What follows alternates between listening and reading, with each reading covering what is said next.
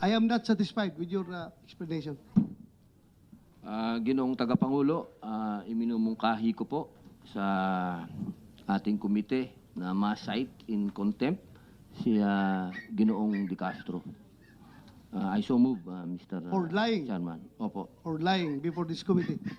There's a motion to cite in contempt Police Major Alan De Castro for lying before this committee, for not telling the truth. Any objection? Hearing none, the motion is approved. Kumsek, you take you take physical custody of this Major De Castro.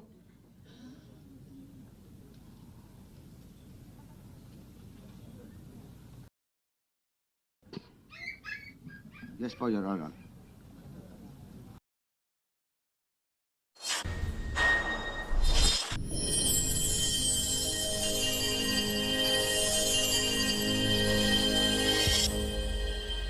I would like to recognize the presence of Senator Robin Hood Padilla. Your Honor, thank you for coming over. Salamat for coming. We proceed to Camilon case. Major De Castro, andito ba? Yung driver mo na si Magpantay. Papuin yan dito. Ikaw, PD, pwede ka na umalis dyan.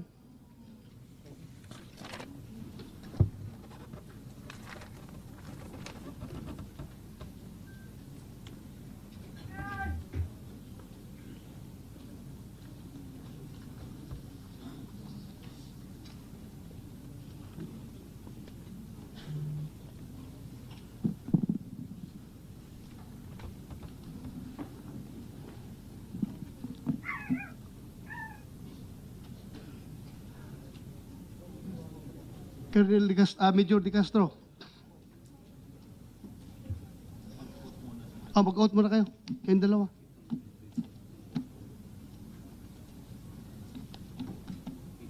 Please raise your right hand, sirs. Do you swear to tell the truth, the whole truth, and nothing but the truth in this investigation? Yes, Your Honor. Thank you very much. Please take your seat.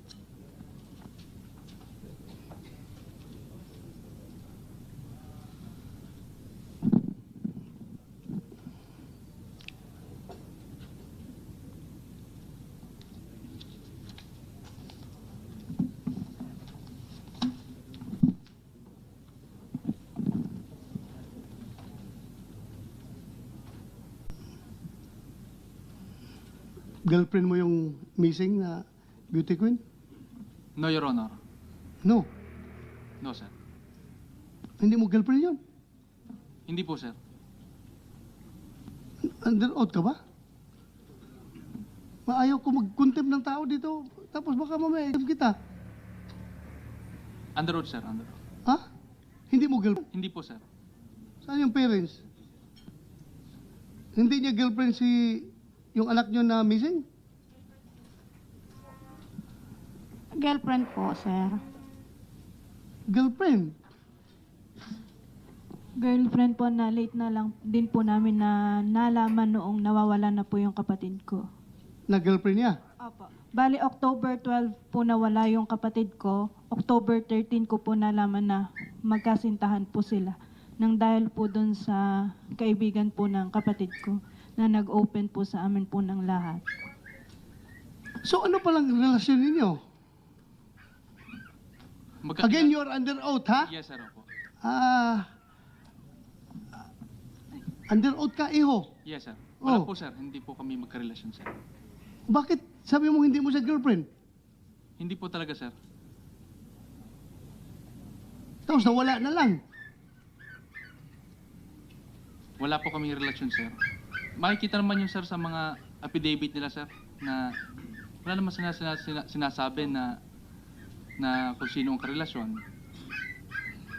Anak ng baka. Wala kami relasyon, sir. O wala na silang relasyon? Nagsisinungaling siya, sir. Paano ka nakasuhan kung wala kang relasyon? yun ang allegation nila, sir, ako daw po yung boyfriend.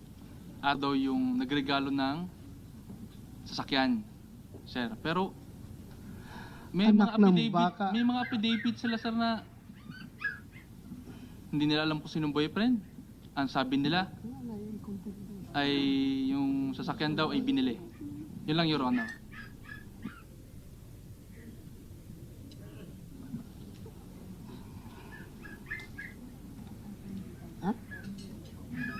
NBI, na-establish ba niyo na girlfriend niya yun?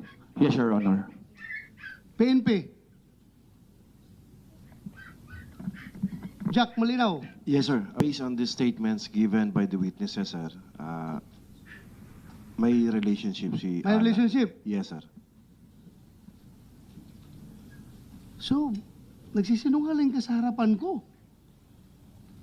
No, Your Honor. Ha? Hindi po, sir. Anak ng tinaw.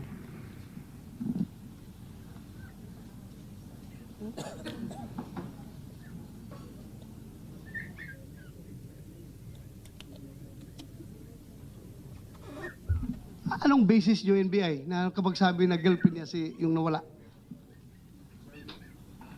Mr. Chair, Your Honors, may sworn statement po kami nung close friend ni Catherine Camilon in the person of Vanessa Baracchio. She is an incumbent municipal councilor of Basista, Pangasinan. So, you are an investigator. Yes, Criminal investigator ka ng NBI. yes, Your Honor. Yes, Do Mr. you Chair. believe na girlfriend niya based on the affidavits na nakuha nyo? Affidavits Aside are, from the affidavits, we have photographs of Major De Castro and Camilon displaying affection. Mr. Chair. Jack Malinaw. The same thing, sir. We also have the statements and supplemental statements of Miss Vanessa Baracchio, and also the screenshots of the pictures of the two individual displaying affection, Your Honor. You show cause why I don't cite you in contempt before this hearing, before this committee. De Castro. Your Honor, nagsasabi po ako ng totoo. So Wala yun po lang, kaming... totoo lang sasabi mo. Yes, Your Honor. Ha? Wala kang ebidensya na hindi mo siya girlfriend. Wala kaming relasyon, sir. Wala. Wala kang po. relasyon? Wala po.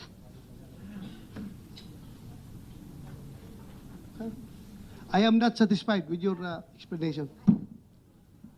Ginoong Tagapangulo, iminumungkahi ko po sa ating komite na ma-cite in contempt si Ginoong De Castro. I so move, Mr. For lying. Chairman. Opo. Or lying before this committee. There's a motion to cite in contempt Police Major Alan De Castro for lying before this committee, for not telling the truth. Any objection? Hearing none, the motion is approved. Kumsik, you take you take physical custody of this Major De Castro.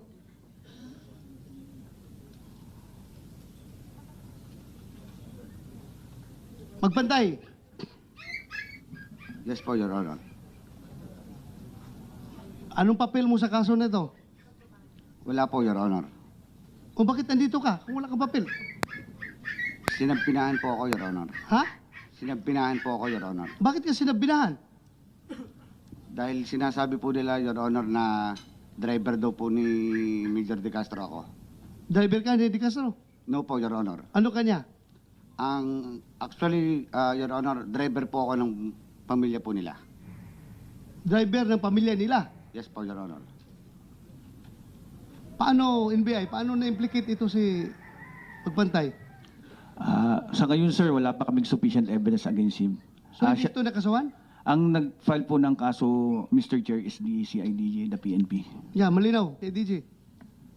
Sir, it was established his participation, sir, when our two independent witnesses saw him supervising the transfer of a unconscious woman, duguan ng ulo, nang isinakay from a red CRV into from a Nissan Juke to a red CRV. He was identified vividly by the witnesses because tinutukan nga sila, sir. Nung dalawang witnesses namin, tinutukan niya ng barel. Anong ginagawa nito? Umalis na kayo dito. And based on the recollection, sir, ng mga witnesses, nandun naman sa statement nila, meron siyang tattoo sa dalawang binti niya, sir. Kasi he was wearing shorts during that time. That was the statement given to us. May by the tato two- ka? Meron po, Your Honor. Meron. Meron So, po. confirm yung sinabi ng witness. Hindi po, Your Honor. Pero, inaamin mo na driver ka ng pamilya ni Yes po. De Castro. Yes po, Your Honor. Ang dinideny mo is hindi ka driver niya. Yes po. So, he is a member of the family. So, pwede ka rin mag-drive sa kanya. Di ba? Sa father and mother lang po niya ako nagda-drive, Your Honor. Father and mother. Kung mag-drive man ako, Your Honor, sa kanya, sa mga private na lakad po, for example, mag-aanak sa kasal, mag-aanak sa binyag, sa ganun lang po, Your Honor. So, nag-drive ka rin sa kanya. Opo, Your Honor. Oh. Isa ka rin sinungaling. Hindi po, Your Honor. Ha?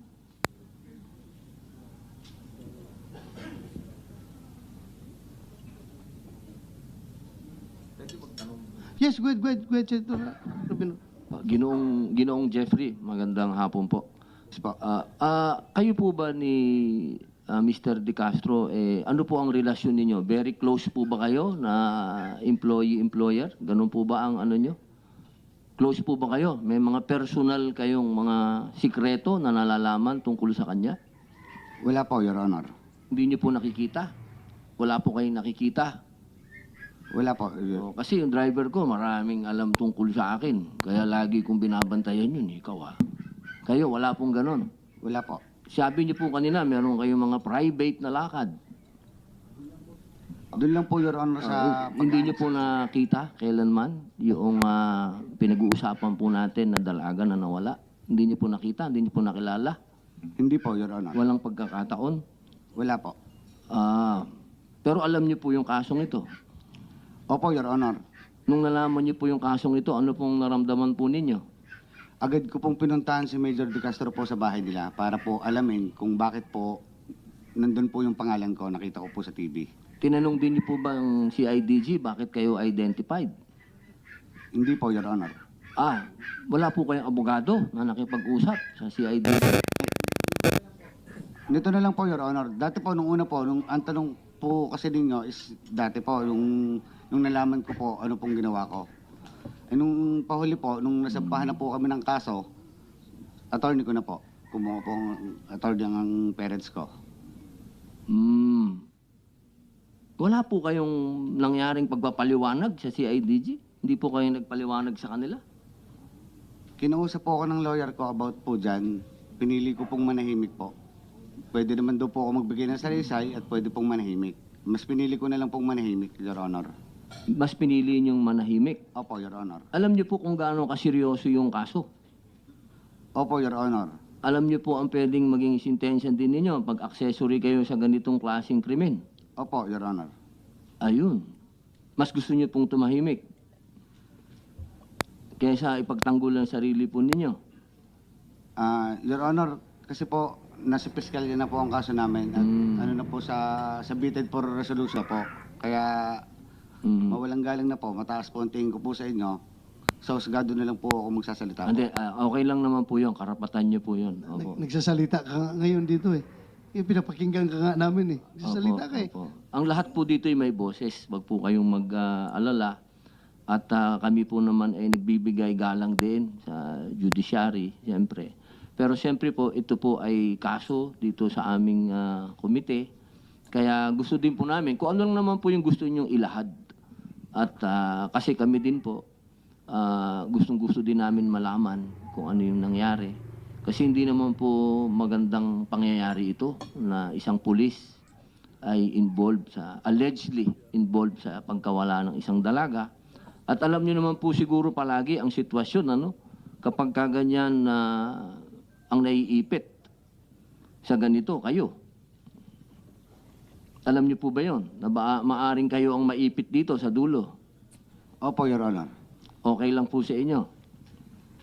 Ah, Pwede po kayong humingi sa amin ng pribadong pag-uusap ni General Bato, ni Senator Bato, kung gusto niyo pong makipag-usap sa amin. Kasi ang ayaw po namin dito ay kung sino yung taong maliit, yun ang napapahamak. Kasi laging pong ganyan sa atin eh. Laging meron tayong fall guy. Kawawa naman. Kaya kung gusto niyo pong makipag-usap sa amin ng pribado, handa po kaming makinig sa inyo. At tingnan po namin kung paano kayo matutulungan. Dahil sa amin po, ayaw namin ang laging napapahamak yung maliit na tao. Kasi pagka ganito, wag naman sanang umabot na kayo ang aming tigapaamin. Yun ang mahirap eh. Kasi ganyan ho eh. Kawawa lagi. Sana po, magkaroon po kayo ng lakas na loob na makipag-usap sa amin. Handa po kaming makinig, Senior Jeffrey. Yun lamang po, Chairman. Maraming salamat po. Thank you, Senator Robin Hood Padilla. Anyway, yung kaso ninyo, andyan na sa korte. Mayroon kayong gustong sabihin na mga pamilyang Camilon? Mayroon kayong gustong ipaparating sa kanila? Ang lagi lang po namin, sir, na hinihiling ay malaman ho namin talaga ang totoo sa kung ano pa po ang nangyari sa aming anak. Dahil 5 buwan na ho namin siyang hindi alam. Dahil wala nga hong nagsasalita sa kanila. Dahil kagaya po ni Magpantay, siya po yung sinasabi na kasama na maglipat nung sinasabing babaeng duguan na sinasabi yun ng aming anak. Sir, napakasakit naman at napakahirap sa loob namin bilang pamilya na hanggang ngayon wala ho kaming naiintindihan. Wala ho kaming alam kung nasaan ho talaga ang aming anak. 5 buwan na ho, sir. Kahit ho lumabas yan, dahil nung una ho nawala yan eh. Nung una hong labas na kasali siya, kasama siya sa kapangyari ho sa pagkawala ng aming anak. Nawala ho siya. Parang tumago, tapos nung naglapit nga po kami kay Senator Raffy Tulfo sa kanilang programa, hindi ko ho alam kung may linggo o inabot ng buwan, bigla ho siyang lumitaw sa Balayan Police Station, na hanggang sa ngayon naman ho wala siyang sinasabi. Pero yun ho ang sinasabi ng mga witnesses po ng CIDG na siya yung nakita na nagmamando ho doon sa mga tao na naglilipat ho doon sa babaeng duguan. Sir, hindi ho namin alam kung ang babae hubang yun talagang ang aming anak. Kailangan ho naming malaman, kailangan ho naming maintindihan kung nasaan ho ang aming anak. 5 buwan na ho, sir. Hindi ho namin alam kung nasaan. Mahirap ho sa amin, pero pinaglalabanan ho namin dahil kami ho'y naasa na magkakaroon ho ng linaw ang aming problema na ito. Hanggang sa umabot na nga po dito sa Senado ang kaso na ito. Kaya nahingi ho kami talaga sa inyo ng tulong. Kung paano ho namin malalaman kung nasaan ho talaga ang aming anak. Mabantay. Hindi ka ba nakonsensya sa naramdaman ng ina ng babaeng nawawala? Ikaw ang tinuturo na nagbitbit nung sugatan na babae. Eh kung saan naman yung babae niyo ngayon, kung ikaw yung talaga nagbitbit, tulungan nyo naman, may balik yung katawan doon sa pamilya. Kawawa naman yung ikaw pamilya ka rin eh. Hanggang kung ikaw ba may mamamatay na tao na membro ng pamilya tapos hindi may balik yung labi, mapapalagay ka kaya? Siguro hindi ka mapapalagay, di ba? So ikaw tinuturo ngayon. Alam mo kung saan yung babae na bit-bit mo na duguan? Kung nasaan na ngayon? Hindi ko po alam, Your Honor. Hindi mo alam. Hindi po ako yung nakita ng 2 witness, Your Honor. Hindi ikaw. Yes po.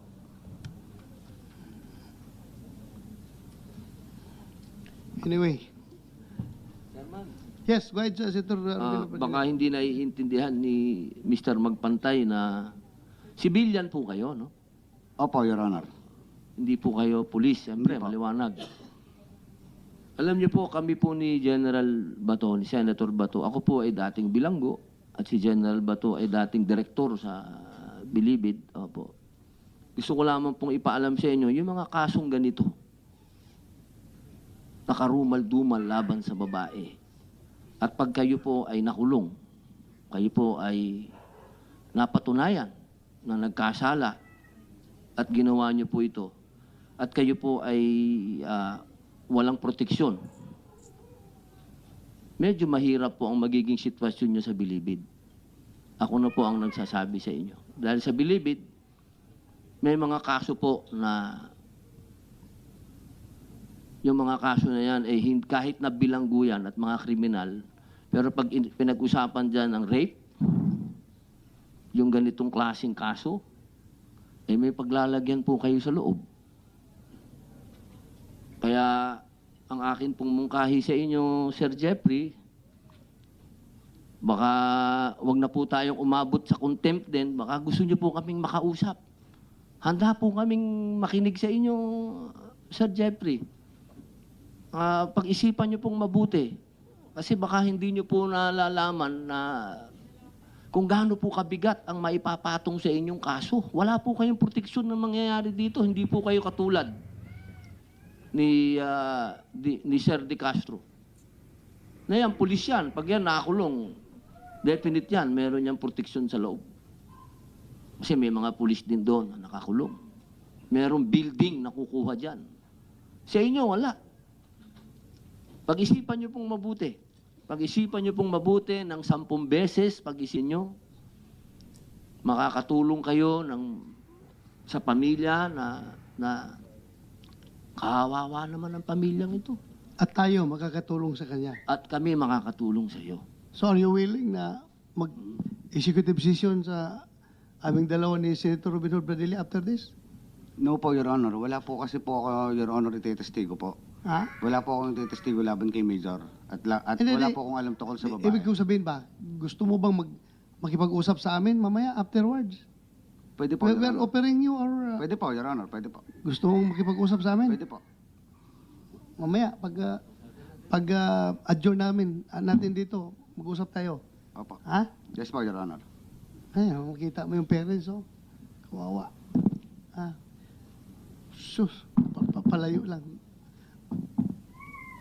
Huwag sana mangyari rin sa akin. Knock on wood.